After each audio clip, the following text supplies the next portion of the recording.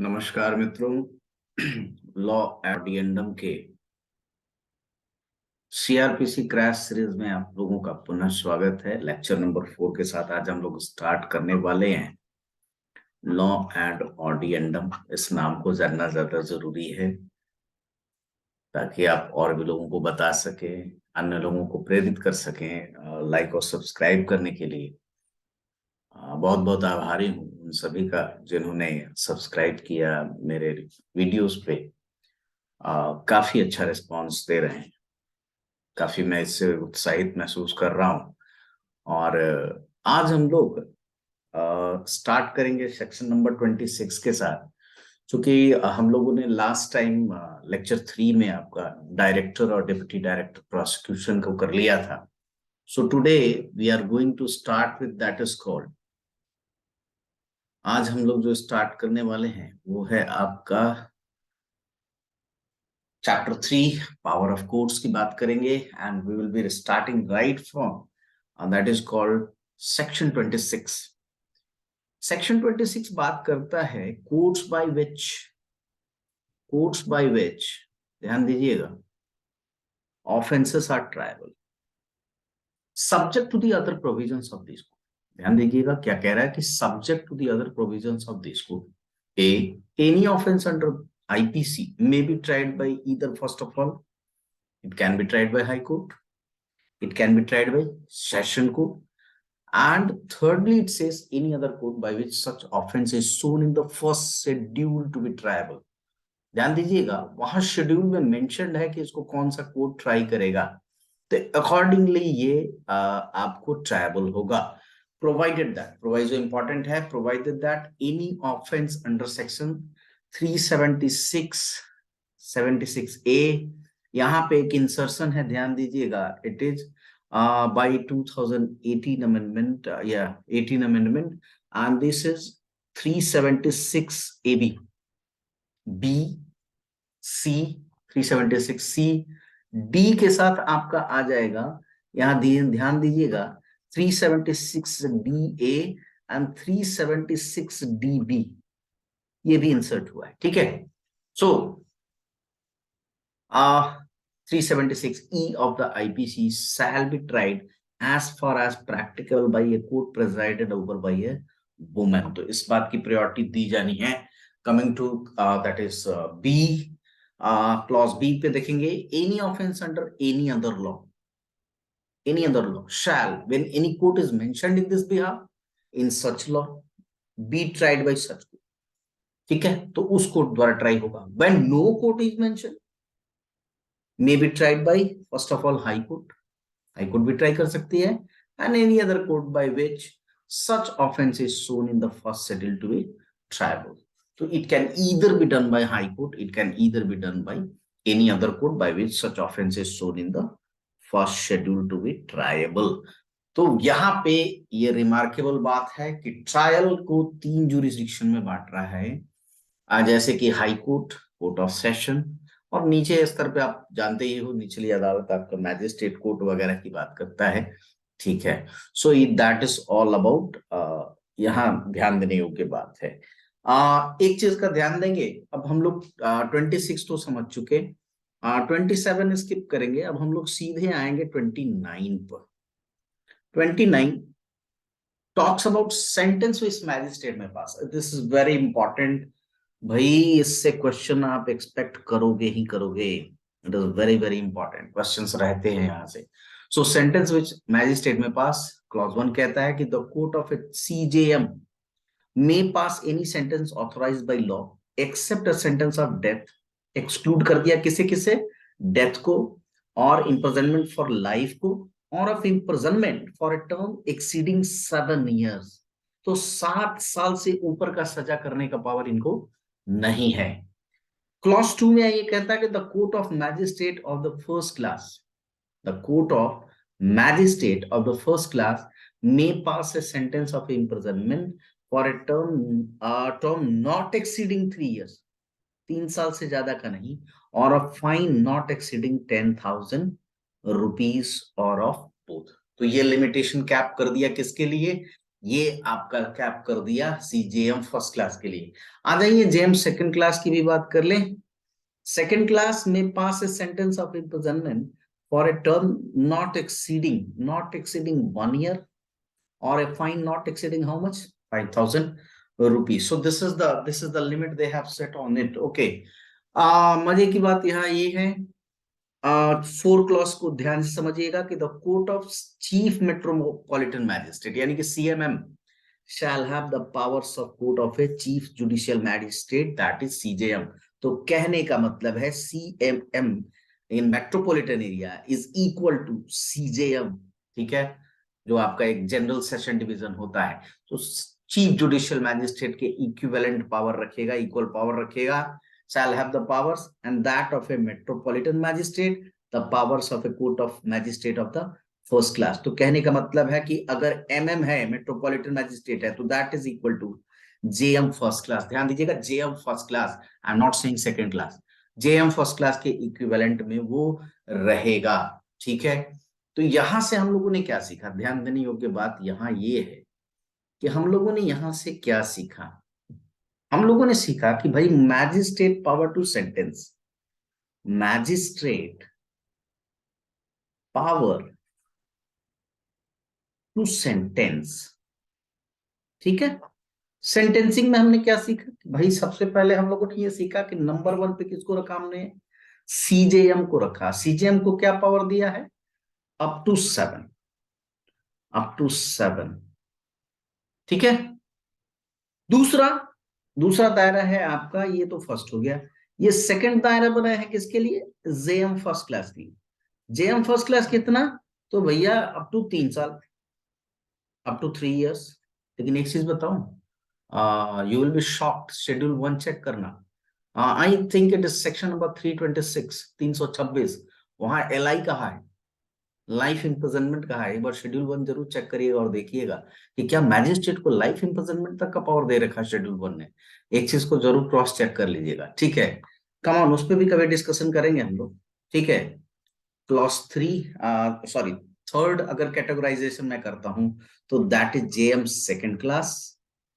और इसका कितना लिमिटेशन है, ये फाइन कितना करेंगे साहब, जेएम फर्स्ट क्लास आप फाइन कितना कर रहे थे, 10K, 10,000 तक का अमाउंट है, ठीक है। और जेएम सेकंड क्लास सबको पावर दी गई है up to 1 year, up to 1 year and a maximum fine of 5,000।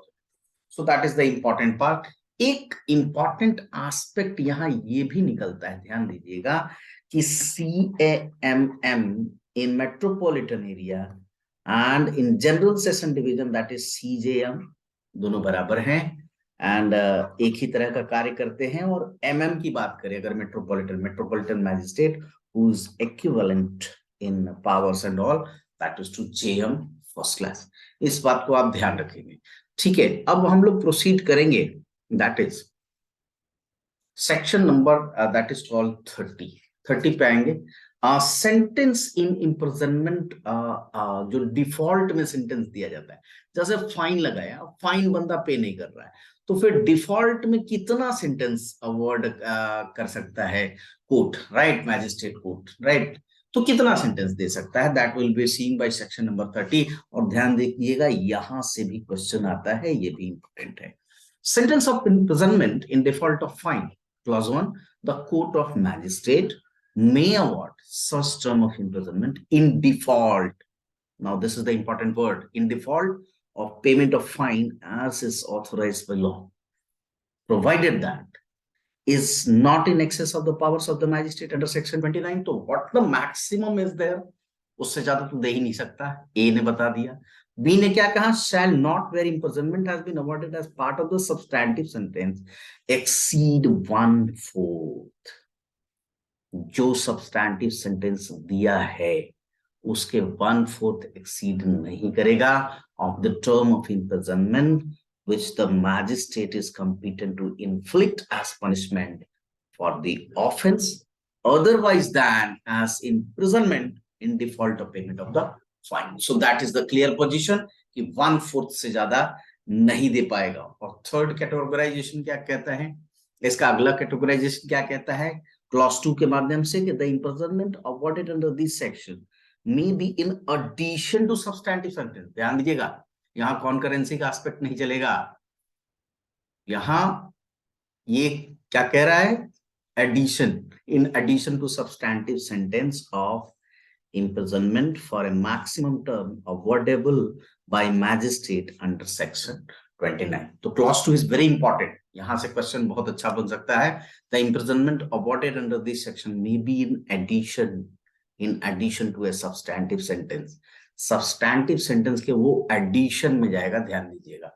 So this is all about। Now we will directly switch to that is called section number 37। Section 37 पे आएंगे। 37 is a very good section actually which talks about citizens, right? क्या कहता है, aid to the magistrate and the police। Public went to assist magistrate and police।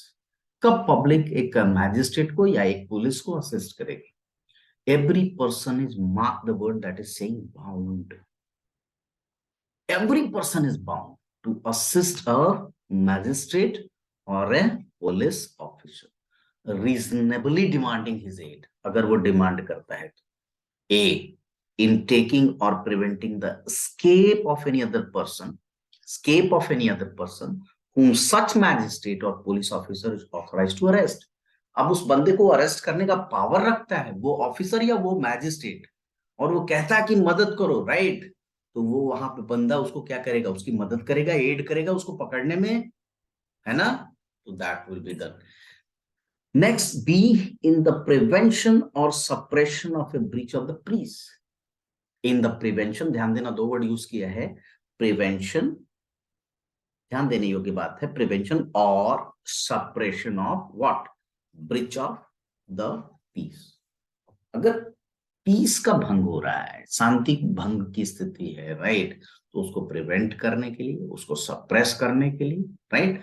तो अगर कोई public से add या असिस्टेंस की जरूरत महसूस करता है मैजिस्ट्रेट या officer, police officer, then the person is bound to do that, right. C में, in the prevention of any injury attempted to be committed to any railway, canal, telegraph और public property. तो specifically चार चीजों को mention किया, ध्यान देना। इस पे बहुत अच्छा क्वेश्चन बन सकता है प्रॉपर्टीज के रिगार्ड में, कि railway, the other one is canal, the other one is telegraph, और पब्लिक प्रॉपर्टी को अगर डैमेज किया जा रहा है, इंजर्ड किया जा रहा है, इंजुरी पहुंचाई जा रही है, नुकसान किया जा रहा है, क्षतिग्रस्त किया जा रहा है, देन इट कैन मैजिस्ट्रेट पूछ सकता है, मांग सकता है, आपको एड करने के लिए कह सकता है, और पुलिस ऑफिसर भी आपको एड करने के लिए कह सकता है as a public, and in that situation you are bound to do that. In that situation you are bound to do that. 37 को अच्छे से समझना है कि 37 के अगर मैं एस्पेक्ट पे आऊं, 37 के मैं जरा एस्पेक्ट को और क्लैरिफाई करने की कोशिश करूं आपको, तो 37 बेसिकली क्या कहता है कि every person, mark the word, every person first of all is bound। वो क्या है, बाउंड है। किस बात के लिए बाउंड है, ध्यान दीजिएगा, किस बात के लिए बाउंड है, he is bound by the request of that is called magistrate, और the second one is police officer, ठीक है, वो बाउंड है। अच्छा, बाउंड किस बात को लेकर के है, ध्यान दीजिएगा, बाउंड किस बात को लेकर के है, ऑन डिमांड ऑफ एड। अगर वो सहायता की, एड की मांग करता है आपसे मैजिस्ट्रेट या police officer. First of all we will go through the situations. वो कौन कौन से सिचुएशंस हैं, ध्यान दीजिएगा। एड वाले जो सिचुएशंस की बात कर रहा है, सबसे पहले क्लॉज ए कहता है इन टेकिंग और preventing escape, in taking or preventing escape of some other person। जिसको पकड़ने आया है बेसिकली some other person, या जिसे पकड़ा जाना है। ध्यान दीजिएगा, दोनों सेंस में इसको समझेंगे। बी कहता है बी कहता है, ध्यान दीजिएगा, बी कहता है कि भाई इन प्रिवेंशन और सप्रेशन, बी क्या कह रहा है, इन प्रिवेंशन और सप्रेशन, सप्रेशन, ठीक है, प्रिवेंशन और सप्रेशन ऑफ, अगर आपसे हेल्प मांगता है फॉर व्हाट, तो that is for breach of peace, breach of peace, ये तो हो गया आपका ब्रीच ऑफ पीस। और अब आ जाइए थर्ड एस्पेक्ट, चार चीजों का नाम लिया है, ठीक है, सी में आइए। सी कहता है कि भाई इंजुरी हो रहा है, किन चीजों को, अगर इंजुरी हो रहा है जैसे कि रेलवे की प्रॉपर्टी है, कोई रेलवे का, रेलवे को नुकसान किया जा रहा है, कोई कैनाल का नुकसान किया जा रहा है, किसी टेलीग्राफ का नुकसान किया जा रहा है, राइट, किसी टेलीग्राफ का नुकसान किया जा रहा है, या किसी public property, now this is a wider word, इसमें बहुत सारी चीजें कवर हो जाएंगी। पब्लिक प्रॉपर्टी को अगर डैमेज किया जा रहा है और आपसे पुलिस ऑफिसर प्रॉपर्टी, ठीक है, आपसे पुलिस ऑफिसर क्या कहता है कि चलो कम ऑन, आप एड प्रोवाइड करें, आप सपोर्ट करें हमें, आप हेल्प करें। नाउ ये जो रेंज है ना, अगर इस पे किसी भी एस्पेक्ट पे आपसे एड मांग लिया गया, नाउ यू आर बाउंड, ध्यान देना, आप क्या हो वहां पे, बाउंड हो, आप बाउंड हो, ठीक है। नेक्स्ट ध्यान देंगे, we will be coming to that is, हाँ,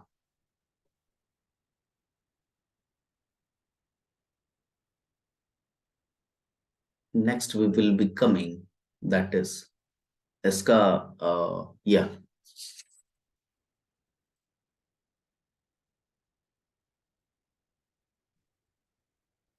38 पे आएंगे।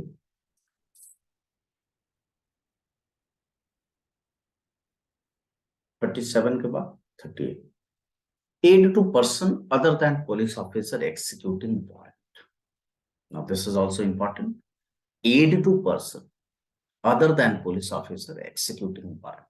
When a warrant is directed to a person other than a police officer, ध्यान देना, any other person may aid in the execution of such warrant if the person to whom the warrant is directed be near at hand and acting in the execution of warrant।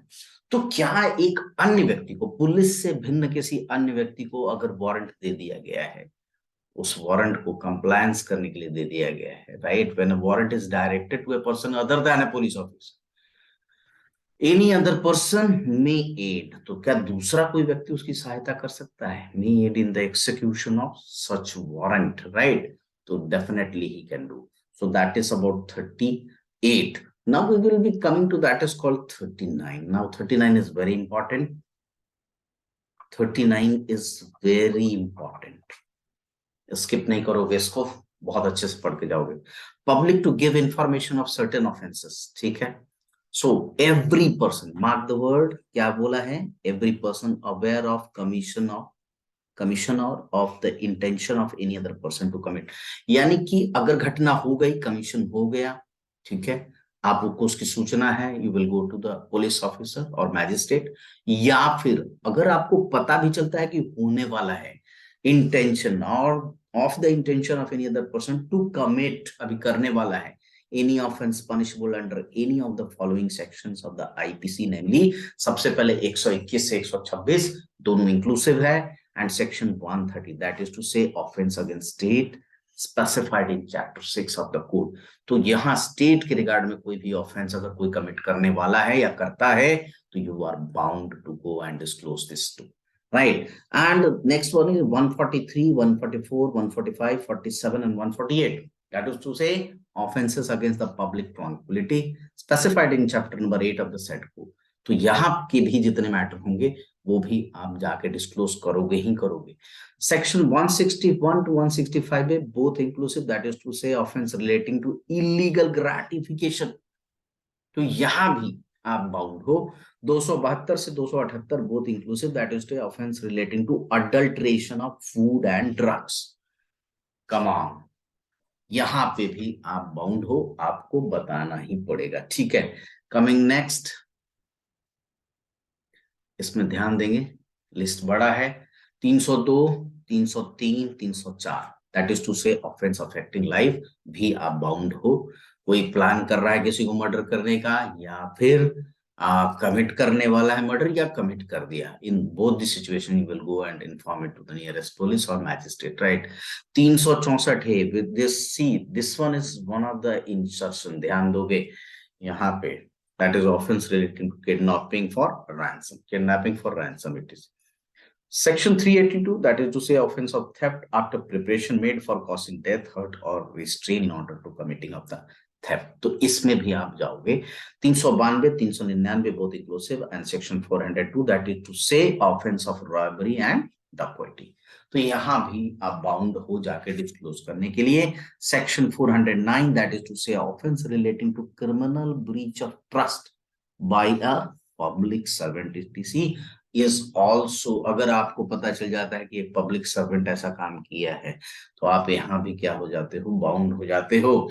Section 431, 439 both inclusive, that is to say offenses of mischief against property भी आप bound हो। 449 and 450 ध्यान देना, 449 and 450, that is to say offense of house trespass के भी मामले में आप क्या हो, बाउंड हो।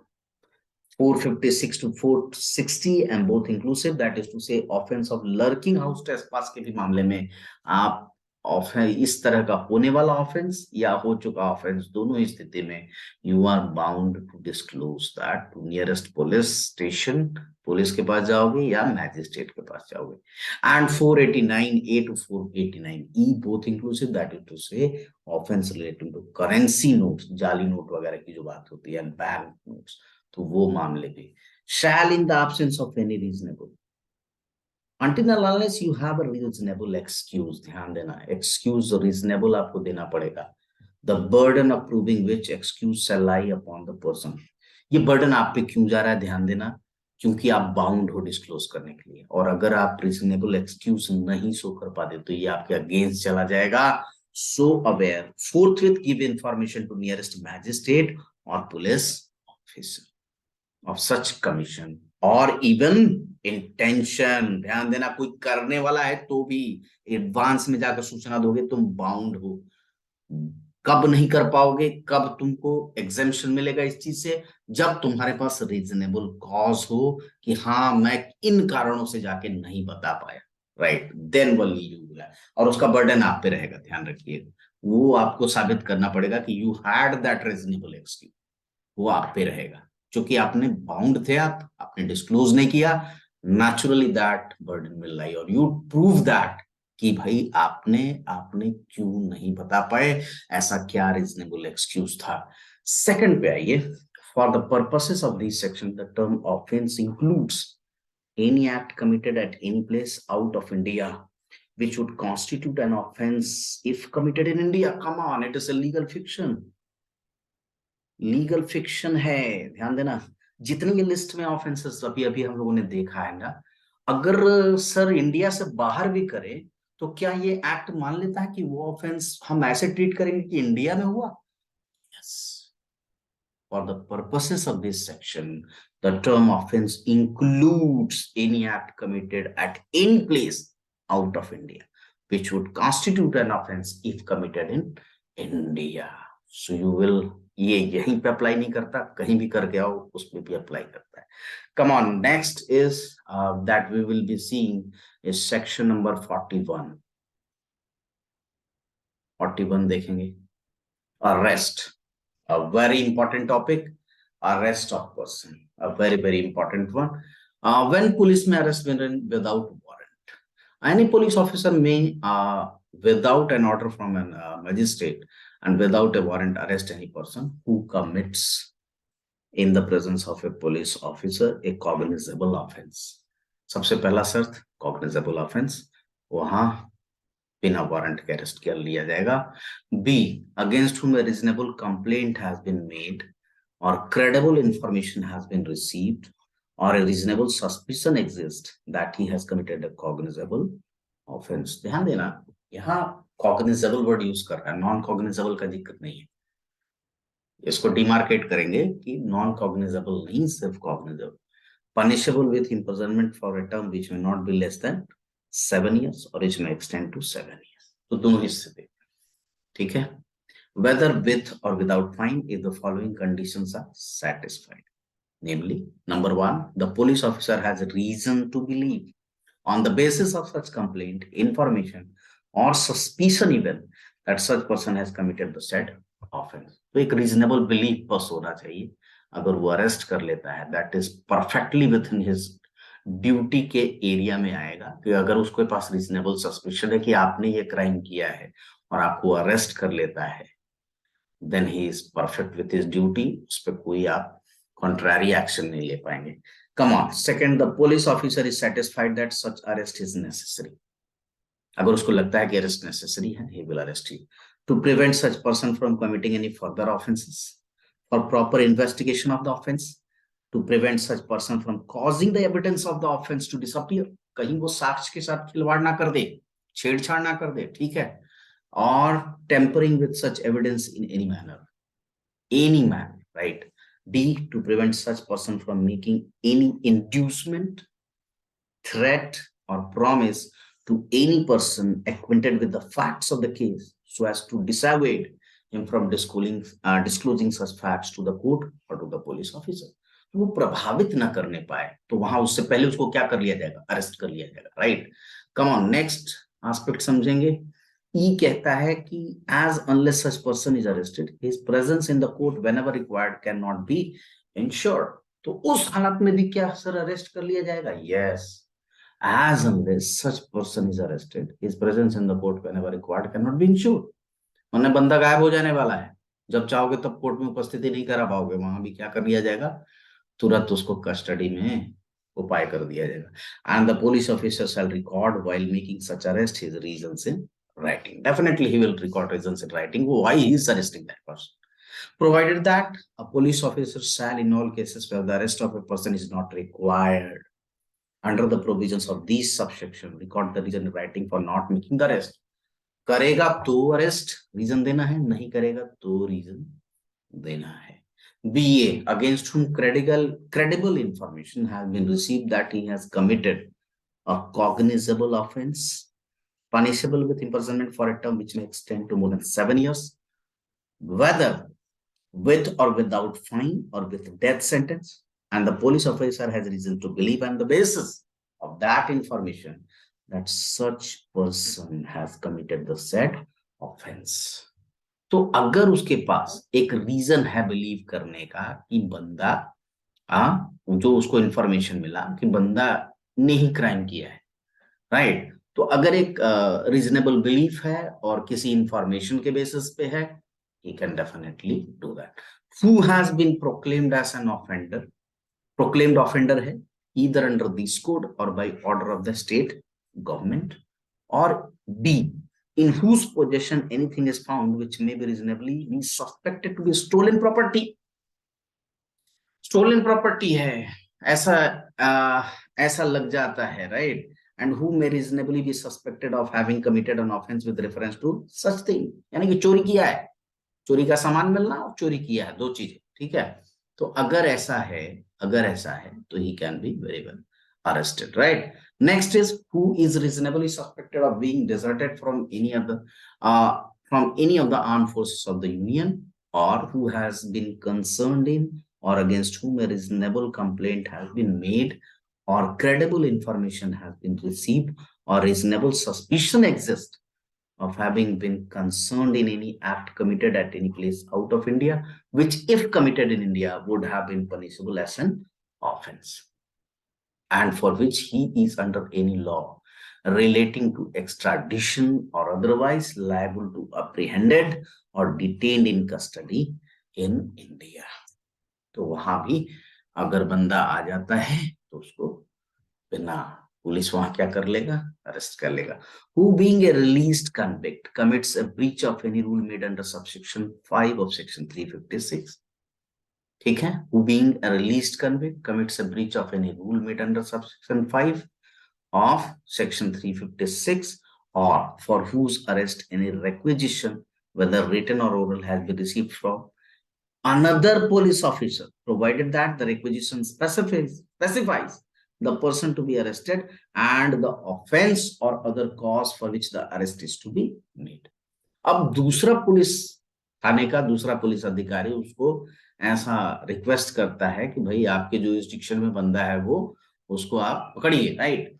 Arrest is to be made and it appears therefrom that the person might lawfully be arrested without a warrant by the officer who issued the requisition. तो वहां वारंट की जरूरत नहीं है, ऑफेंस इस नेचर का है, he can be arrested, right?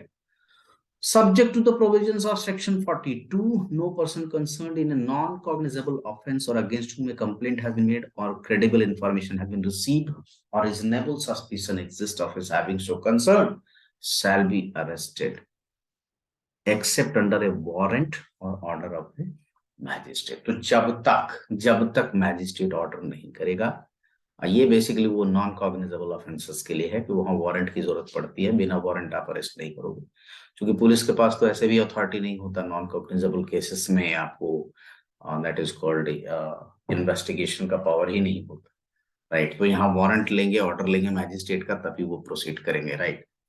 तो इस तरह से इसको देखेंगे। Notice of appearance that is given in 41A।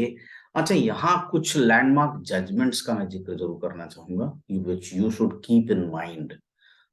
इस सेक्शन से रिलेटेड 2-3 जजमेंट्स बहुत ज्यादा इंपॉर्टेंट है। Number 1 is DK Basu. DK Basu का नाम सबसे पहले ध्यान रखिए, versus state of West Bengal, state of West Bengal, right?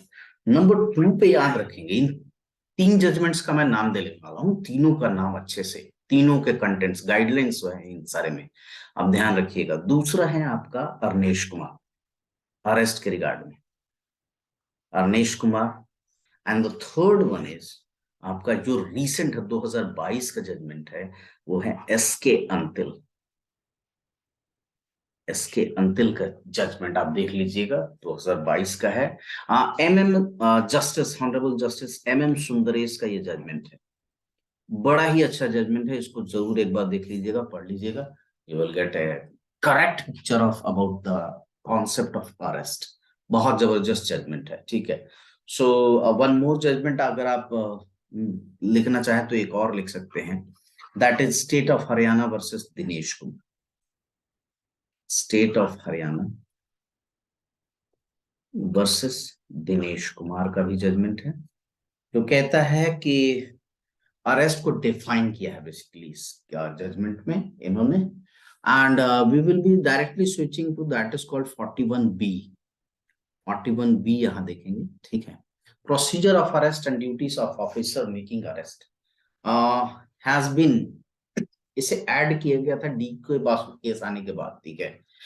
Procedure of arrest and duties of officer making arrest. Every police officer while making an arrest shall bear an accurate, visible and clear identification of his name, यानी कि नाम यहाँ होना चाहिए, which will facilitate easy identification कि भाई आप कौन हो। Prepare a memorandum of arrest which shall be number 1 attested by at least one witness who is a member of the family of the person arrested or a respectable member of the locality where the arrest is made। तो एक का आप sign लोगे, 2 countersigned by the person arrested, countersigned by the person arrested, and C कहता है inform the person arrested unless the memorandum is attested by a member of his family that he has a right to have relative or friend by him to be so informed of his arrest। तो उसके arrest के बारे में उसके family relative जो nearest dearest one है उनको inform किया जाएगा। So this is all for today. Okay, we will come with जल्दी अब हम लोग CRPC के क्रैश में कोशिश करेंगे कि इसको जल्दी स्पीड अप करें, क्योंकि टाइम ज्यादा बचा नहीं है। यूपी के आपके सिविल जज एग्जाम में which is scheduled to be on 12th of Feb, और आपका मार्च में आपका छत्तीसगढ़ का जुडिशरी का है। तो we will speed it up कि जनवरी से पहले इसको यानी खत्म कर दूं मैं। And do not forget, please like करिए, सब्सक्राइब करिए।